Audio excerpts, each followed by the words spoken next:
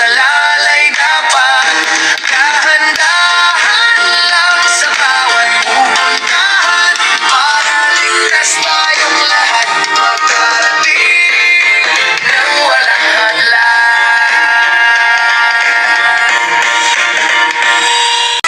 Ang lahat ay nagmamadali sa kalsada.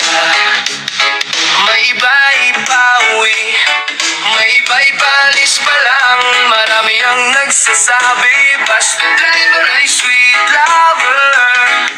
Kaya't sa kalsada, dapat laging handa. Huwag mainit ang ulo sa traffic, kasama yan sa hanap buhay na pinili.